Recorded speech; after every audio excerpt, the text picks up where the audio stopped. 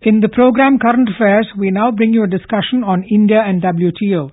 The participants are V. Raghuraman, former Secretary General, ASSOCHAM, Ajay Sahai, DG and CEO, Indian Exporters Association, and M. Rajendran, Senior Economic Journalist, who initiates and moderates the discussion. The 9th Ministerial Conference of the World Trade Organization, which concluded at Nusa Dua, a resort island at Bali in Indonesia, turned out to be yet another battlefield, as developing and developed nations slogged to arrive at an agreement on critical issues of multilateral trade. Agriculture and trade facilitation clauses put forward at Bali for an agreement by all signatories of WTO, following the 7 Doha rounds of negotiations which began in 2001, remained major bone of contention. Western trade observers feel a failure to arrive at a solution in Bali could be detrimental to the WTO's reputation as a forum for major trade-related negotiations. India led the fight from the front to ensure that interests of its farmers and poor are safe. India was supported by many developing and least developed countries. Allegations were made by developed countries through their media and other forums that India, led by its Commerce and Industry Minister, Mr. Anand Sharma, was acting tough, since the current UPA government does not want to endorse clauses that will be critical for its food supply programs aimed at poor population in India. For over 12 years, India has strived to bring the complex negotiations of Doha round to conclusion. However, the continuing stalemate has led to frustration and cynicism when this was the only round dedicated to development. Mr. Ajay Sai, do you see a way forward in the current stalemate? So definitely I see a way forward. We have seen that in the past also, number of times talks have coalesced, but we have moved away from there. I think what India is requesting all the members has to be seen in perspective. What we are asking procurement rights to buy the products from the farmer at MSP price, distributed to the poor to the PDS route. So if in the process we are breaching 10% criteria which was fixed way back on the prices of 86 and 88, the other country has to be little reasonable. And our minister has rightly said that this is something which is non-negotiable. Mr. Ram, is there merit in the allegation that India is stalling the process because of the general election? No, I don't think so, because if you look at this entire thing on food subsidies, this was there at the ministerial in Hong Kong 2005. So it has been on from all this. But then if you look at from the type of the issues which was brought by developed countries, you find that we had put the trade facilitation, Mr. Maran, in 2001 on the back burner. It has been brought to the front. And also the case, if you really see the LDC package, is totally missing, in the sense that India has totally supported the LDC package. And in this case, the question of actually the LDCs on 100% duty-free, quota-free regime, and also the manner in which the local content or the question of actually country of origin for their exports, as well as the cotton subsidy. We are talking about the agriculture, Indian subsistence farmers. What about the rich country like US? Less than 1% is in agriculture, and they are not willing to give any way on cotton subsidies, especially to the African countries, etc. I think it is very hypocritical for the developed countries to say that we are acting against and also not prevented this. And also out of the 10 issues, actually India has supported on 8. That's right. And these two, India has said, let us negotiate and put it to the discussions at Geneva. So I do not know, this is the entire question is one of the developed countries trying to use their advantage and try to really press developing countries and make as if India is a villain. And already fixtures had actually developed within the developing countries. For example, Pakistan didn't support us on this. And also on the question of our having this huge burgeoning reserves is a thing which is being questioned, because we have a way where we have jettisoned the surplus by giving actually discounts to, first we did it for 5 lakh tons of rice at $40 discount, and later on by another 15 lakh tons for exporters. So there is a distortion in the world market which is being perceived, not just a developed country, but a country like Pakistan feeling that cheap grains from India will get into their country, and this some of the contentious issues. So we have to see in the perspective of the total package, not on a single issue. That's right. And Mr. Saib, I think the agriculture food security aspect, when we look at the food security aspect, that's a critical thing for any developing country. I mean, whether India or African countries and a lot of Latin American countries also. I think it's time that all these countries, actually start working together much before next round of negotiations start happening and, come out with a kind of package, as Mr. Raghuram was saying. Clearly hash it out so that the discussion and debates can take place and conclusion can be arrived at as soon as possible. No, in fact, the kind of rigid posture which the developed world has adopted gives the clear indication that they are pursuing their trade liberalization program through FTAs and regional trade agreements. Parallel. And now since US and EU, they have joined the transatlantic free trade agreement, which will cover 50% of the world trade and 50% of the population. US is also talking about a Trans-Pacific partnership, which will cover 20 countries of Australasia and South and North America. In this background, if you look at their posture, I think the posture just want to make India a villain, which has halted the whole progress without them taking the blame. This has happened in the past also. You have seen that in the Hong Kong ministerial round, they have put the blame on India and China, though of course the talks had broken because of the cotton subsidy where the US was playing the villain. Unfortunately, this time because the cotton prices have gone up, US has lost the competitive edge in agriculture. That's why cotton has not emerged as issue. Had the cotton been emerged as issue, I think India could have garnered more support on this particular front. So, let me deviate a little. Pokhran, we were kind of isolated. We are in almost the same situation. And the governments at that time, both the governments, whether Ms. Indira Gandhi or Mr. Vajpayee, both said, let's look inwards and start building a robust economy. Do you think this is the time to look in a more focused way at ASEAN and SAPTA, for example? It's been so neglected and there's a huge potential there. Or we could be looking at probably the FTAs. Can we give a focused thrust to the FTAs? Surely it is definitely possible. Like China is concentrating on all Africa as well as Latin America with big aid packages. And they have a very good strategy of actually looking at natural resources and also building up partnerships for development of Africa. I think we also are having started now with the external affairs, looking at, in fact, our Look East policy and also the manner in which we are trying to look into Africa with not only public sector but also private sector going in and with our diaspora over there. Surely it's time for Latin America, especially to develop the transport linkages and others so that we are able to have closer links. Today we have only Brazil and some of the South American countries, but we need to really broaden this process. And as they form this kind of partnerships, it is apart from BRICS and also with respect to the other kinds of FTAs which we are in. But I think we need to actually put more thought. And also I think we are totally understaffed as far as the kind of specialists and also the kind of foreign trade as well as the diplomatic efforts. We are totally understaffed compared to even smaller countries. I think we need to look into it and try to concentrate and also try to make our efforts much more visible. And also our positive contributions should be really brought out to the table in all these negotiating processes. No, I think what is required that we have to encash on our market. We are 1.2 billion people. We should have all aces in our sleeves. And take the recent case of Iran. Iran was pushed to the wall and Iran developed capability on their own, and today US is negotiating with Iran. So it's not that if we are not into this game, we will be left out. That's not the case. We are a big country. We are in fact a subcontinent. So we can live on our own where the US and EU will sell their products. They have, after all, have to come to India and China. Yeah, India is a huge So market. that leverage we have to definitely encash. Actually, this is what they had been saying, about China 10 years back. China actually raised these agricultural issues earlier, but now they feel after getting into the WTO, in fact, you look at the world trade and the way they have grown their trade surpluses. In India also, if you really look at, we have gained from the WTO process.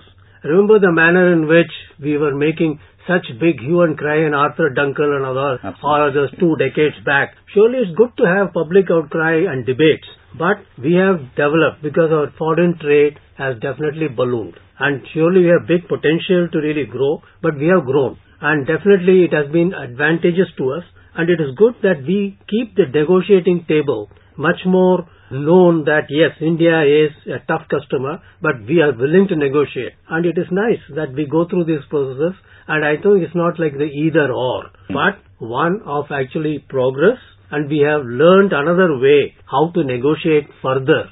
Mr. Sai, how does the industry view this, since the trade facilitation clauses are linked to India's getting what it wants at WTO? It's kind of a catch-22 situation. Look, we are not against trade facilitation per se. There are certain clauses of trade facilitation where we feel that immediately we may not put the required infrastructure, and since it will entail penalty, that's why India is little reluctant to negotiate it in the same manner. Otherwise, look at the government of India's stand. They are always for the trade facilitation. We also know that our transaction cost is too much. If our transaction cost is between 8 to 10%, makes you uncompetitive both in the purpose of when you import for domestic market or even for exports. So this is something which Indian government would love to do it. But if you ask that tomorrow you put customs in place where air consignments are cleared within 3 hours time, it becomes difficult for the country. Secondly, they are talking about the transparency. We are all for that, but we have some legislative process in place.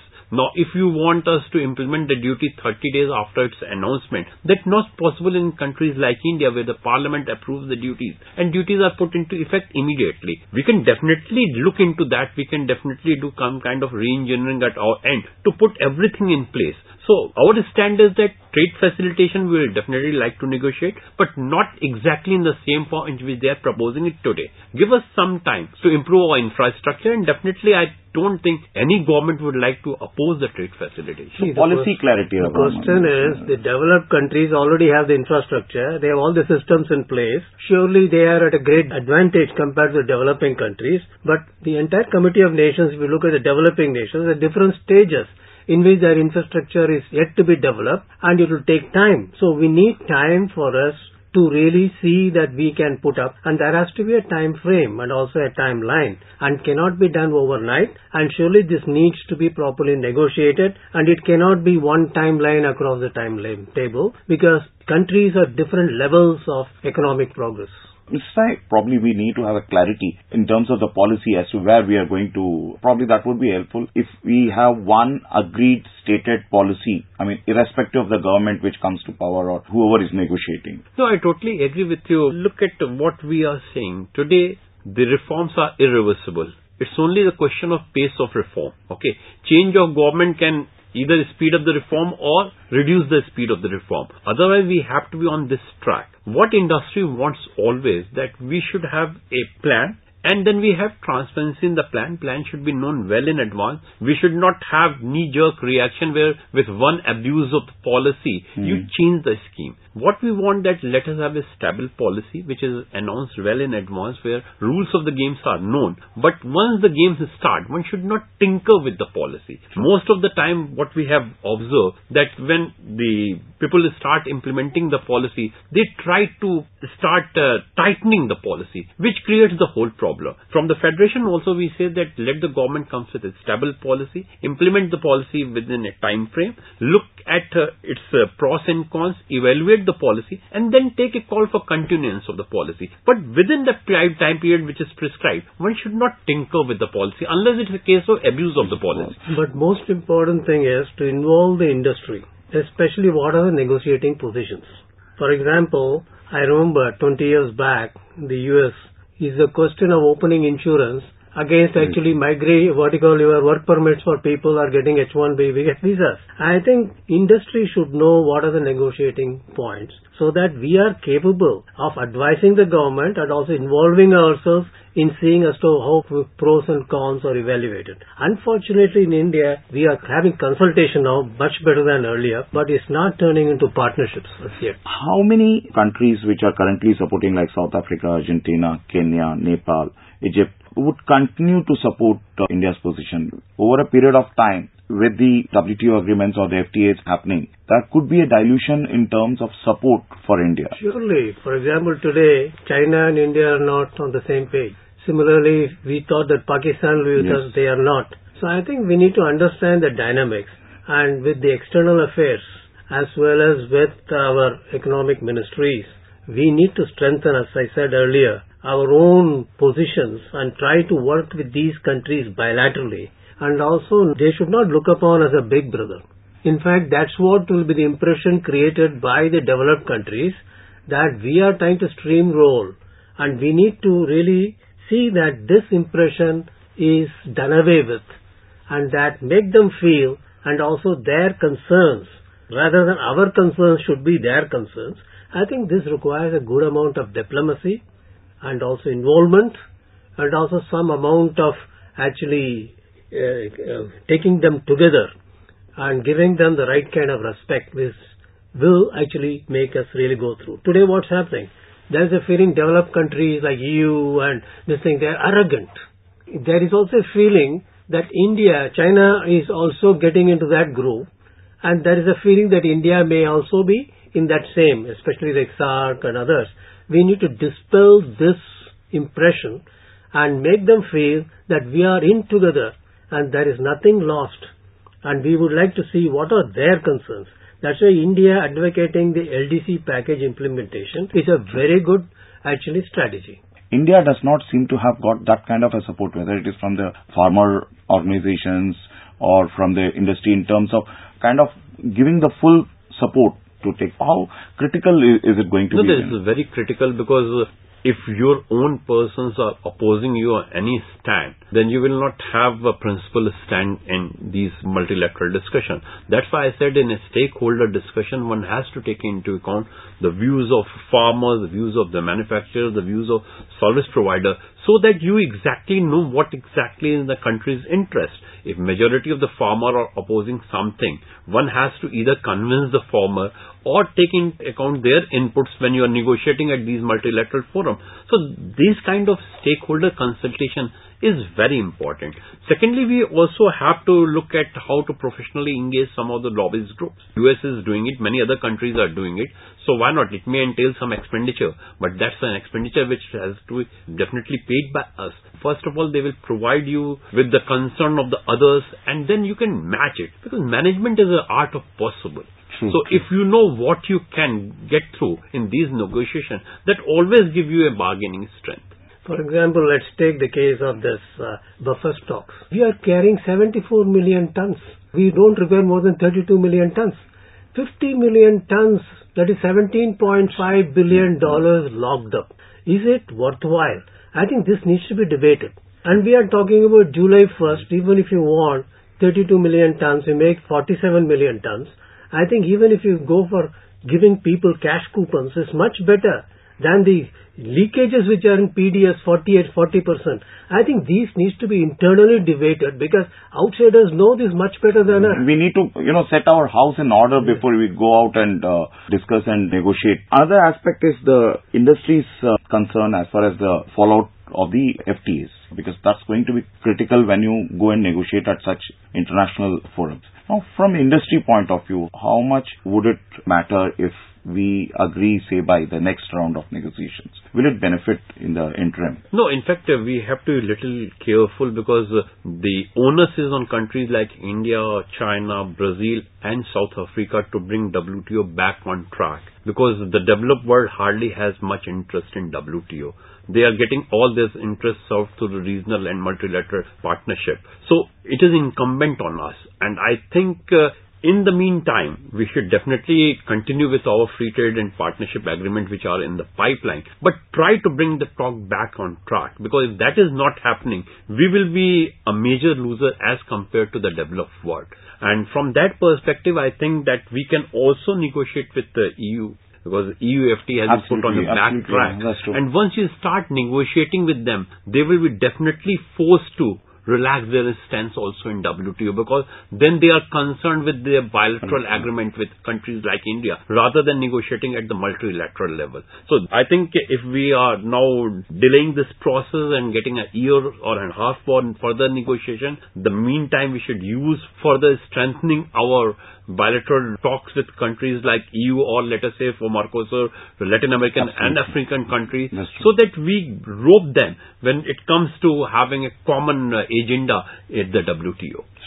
Actually, I also feel that we also have to align ourselves.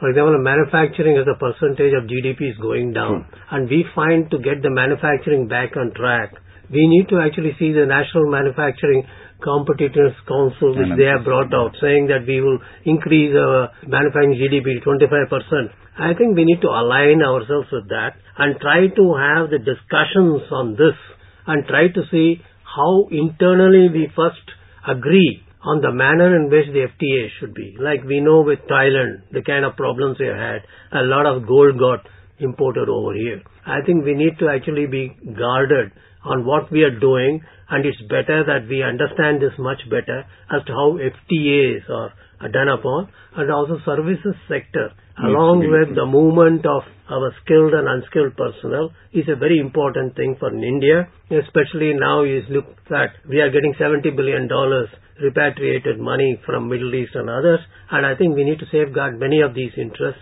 along with our own. So I think we need to keep our eyes and ears open and also involve people. One of the interesting aspects, which was going back to the WTO aspect, is the 4-year clause, which was propounded and which again India has been attacked for not accepting that. If you look at agriculture prices, they have gone up by 6 times since 1986-98. Our stockpiling has increased. So if you apply the same yardstick which was applied in 1986, in the present circumstances, you are doing injustice to these countries.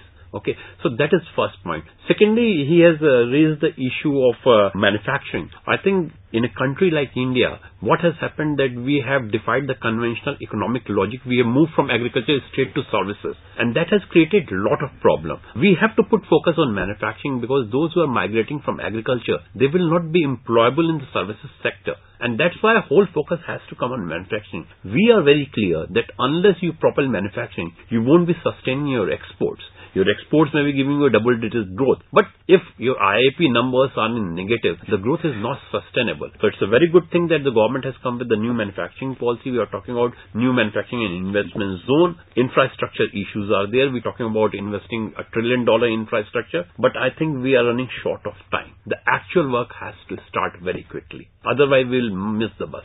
That's true. I mean, probably we also need to look into the smaller issues concerning the industry, which will play a critical role in future when we negotiate. One of the things could be how we are building our policies in terms of future negotiations, and also how we are looking at the manufacturing, as you rightly said. What is the kind of thrust we are going to give in terms of support, in terms of negotiations at the... Now, one thing which again is a little related but might not directly be impacting is the investment into India. These kind of uncertainties at the global level, at the negotiation level, probably brings in some kind of apprehensions in the people who want to start manufacturing in India. Do you really think that would be... Actually, the point is, I would say the other way. First, we have to bring the investment climate back.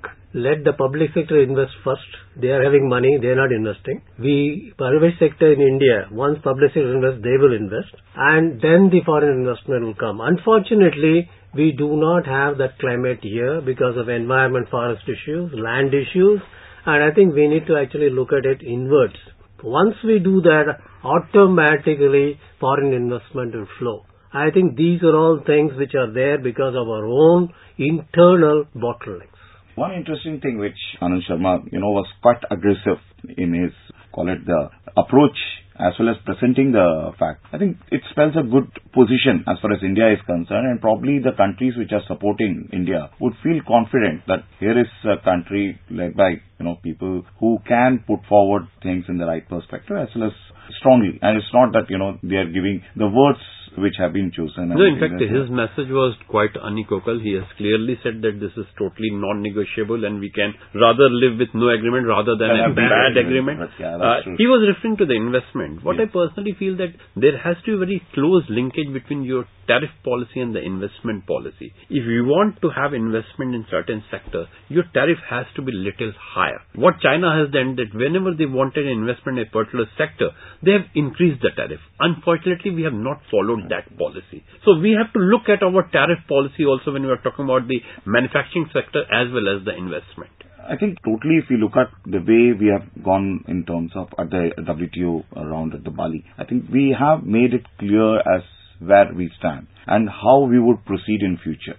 It remains to be seen how the other countries will support us in future. It remains to be seen how well we are able to develop a think tank within the country. It also remains to be seen how clear the policy directives are. Plus, we also need to bring in more, as you were saying, the inward looking to strengthen our FTAs, our multilateral negotiations, either in ASEAN or in SAFTA. I think that will clearly position India as a powerful country, as we have been talking of. By 2020, India will be an economy to be reckoned with. $1 trillion foreign trade. So I think it's not a marginal player. And a market as not a marginal player. So it remains to be seen, I think, how we take this forward. And one thing before we wrap up, I just wanted to get your views on how will the Indian farmer view this current round of negotiation which are happening in WTO? No, in fact, they must be pretty happy with the kind of stance that the Commerce and Industry Minister has taken. And I hope that we are not all negotiating and we are very clear that this is something which is non-negotiable. I think that will give a lot of satisfaction because most of the Indian agriculture, they are basically in subsistence farming. They are not in a commercial farming. So even if you are not able to protect them, what else can be expected? So I'm particularly sure that the kind of stance which the Commerce Minister has taken, that will go a long way in reassuring farmers that the government of India is with them. Yeah, actually the farmers feel that the minister has talked their own voice, in their own voice. So I think there is no questionable dichotomy in this. And I don't think that any force in India will be saying anything different than what the minister said. I think that also brings in how the opposition will support the position currently held by the UPA government in terms of this. What is your view? I mean, will the opposition be different to this? No, I personally don't feel that opposition will have any point on this matter.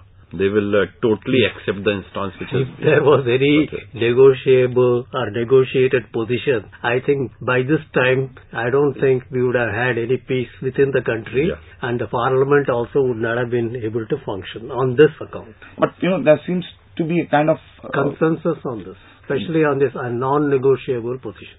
So, gentlemen, it looks that the whole process where we began in the various Doha negotiations and India's stand as far as protecting its interests has been very well taken care in the Bali round of negotiations. And one can hope that through a process of discussion during the next few years or next 1 year or next few months, I must say, that we will come out with a package which will position India's status as a country which will not negotiate on issues which concerns the common man and on issues which will not hurt the industry and issues which will promote the overall growth in terms of its agriculture, its economy. Gentlemen, thank you for participating in this debate. Thank you. You were listening to a discussion on India and WTO. The participants were V. Raghuraman, former Secretary General, ASSOCHAM, Ajay Sahai, DG and CEO, Indian Exporters Association, and M. Rajendran, Senior Economic Journalist, who initiated and moderated the discussion. It came to you in the program Current Affairs, produced and presented by the News Services Division of All India Radio. This program is also available on our website newsonair.nic.in. You may email your opinion about this program at airnsbtalks@gmail.com.